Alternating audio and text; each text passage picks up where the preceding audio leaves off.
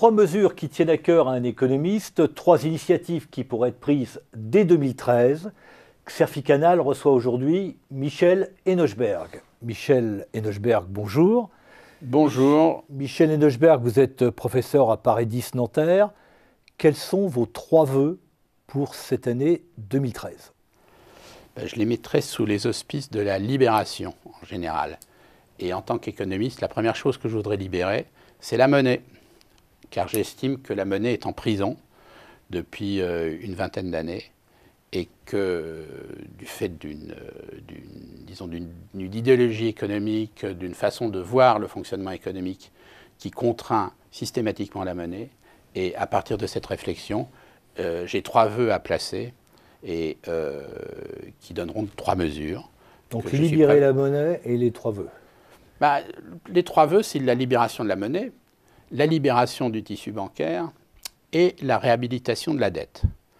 Autant de contre-pieds par rapport à la position actuelle et par rapport à la mobilisation, j'allais dire, des économistes au jour le jour. Il faut dédiaboliser la dette. Certainement.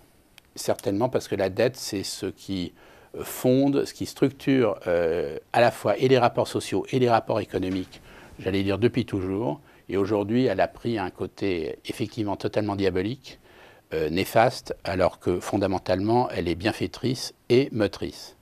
Alors, mes 3 vœux, c'est donc cette libération de la monnaie, c'est-à-dire essayer de dépasser les positions qui sont actuellement à l'ordre du jour et qui continuent à inspirer l'ensemble des gouvernementalités dans les pays occidentaux. Cette libération de la monnaie me donne le 2e vœu, c'est la libération du tissu bancaire. La banque, c'est l'intermédiaire principal et c'est aussi le cœur, d'une certaine manière, de l'activité économique. Aujourd'hui, contrairement à ce qu'on pourrait croire, la banque a perdu tous les degrés de liberté qui pouvaient être les siens en ce qui concerne la création monétaire. Et troisièmement, la réhabilitation de la dette va me permettre d'arriver à ce qui va être la 3e mesure et qui concerne l'inflation. Alors donc je passe rapidement aux trois mesures qu'aujourd'hui je souhaite suggérer, bien que je ne me fasse absolument aucune illusion, elles n'ont pas la moindre chance d'être appliquées, mais je vais quand même les formuler, si vous me le permettez. Donc la première mesure, c'est un assouplissement contrôlé de la création monétaire, assouplissement, détente donc de la création monétaire par... Dans le cadre de la zone euro, dont vous adressez à Mario Draghi. Absolument. Et je sais que j'aurai quelques échos en la matière, parce que les économistes qui soutiennent cette position, évidemment, n'ont pas véritablement droit de citer, et c'est qu'aujourd'hui, ce n'est pas qu'ils n'ont pas droit à la parole, mais effectivement, l'ensemble des mécanismes et des soucis font qu'on se retrouve à côté de la plaque. Mais arrivera peut-être un moment où nous serons d'actualité. Donc je me place pour ça, mais je ne suis pas tout seul, comme on verra tout à l'heure en ce qui concerne la 3e mesure. Donc cet assouplissement de la création monétaire, elle est absolument nécessaire, parce que la monnaie, c'est ce qui irrigue et ce qui considère, ce qui est au fond le principe actif de l'activité économique, contrairement à ce qu'on peut croire, et non pas ni la production ni la consommation, qui sont 2 extrémités qui s'articulent justement par rapport à la création monétaire. Ma 2e mesure va être la relance et la réactivation de l'offre de crédit à l'économie par le tissu bancaire.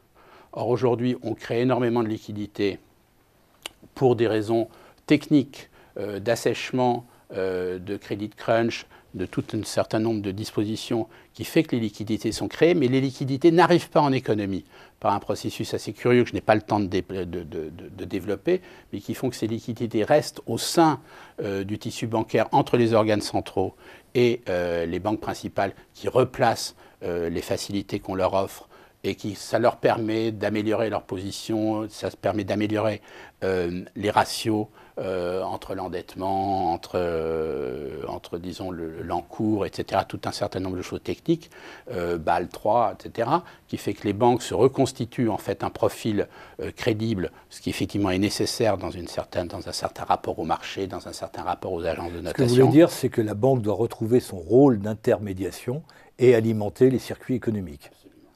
Absolument. Troisième mesure, Michel Enochberg. Troisième mesure, c'est l'amnistie de l'inflation. C'est la plus grande. L'amnistie. Ah oui, tout à fait. L'inflation aujourd'hui est clouée au pilori. C'est le fléau des fléaux. C'est la première phrase, la première ligne des statuts de la BCE. J'allais dire, ça suffit, quoi. On a vécu la façon de désigner l'inflation comme de cette manière-là, du fait de ce qui se passait en 1923 en Allemagne, ensuite de la période, disons, de la 4e République française, par exemple, qui était une période très inflationniste, mais qui, quand même, c'est la période des 30 Glorieuses. Aujourd'hui, il faut comprendre que l'inflation, c'est le signe, une inflation contrôlée, bien évidemment. Je ne veux pas, je ne prône pas, comme n'importe qui, une inflation galopante, mais je m'aligne simplement sur des gens aussi prestigieux que Krugman ou Olivier Blanchard. 4% d'inflation, par exemple. Olivier Blanchard, qui est le chief économiste donc, au FMI, qui suggère timidement, parce que sa position ne lui permet pas de faire plus, sa position institutionnelle, une inflation sympathique de l'ordre de 4% qui permettrait de régler tous les problèmes que l'ensemble des pays occidentaux, l'Europe bien évidemment et les États-Unis, affrontent avec dans une sorte de dramatisation de ce qu'est l'économie aujourd'hui. Elle serait réglée si on avait, dans notre façon de regarder l'économie, on avait décidé que l'inflation n'est plus le mal absolu, mais que c'est disons, une façon pour la monnaie de circuler et pour les affaires, pour le business, comme disent les Américains, de fonctionner, et qui a pour effet, comme externalité, en quelque sorte, un processus inflationniste qui, s'il est contrôlé et mesuré, ne présente pratiquement aucun effet néfaste. Michel Enochberg, merci pour ces 3 vœux, et à mon tour de vous présenter les miens pour 2013. Merci beaucoup.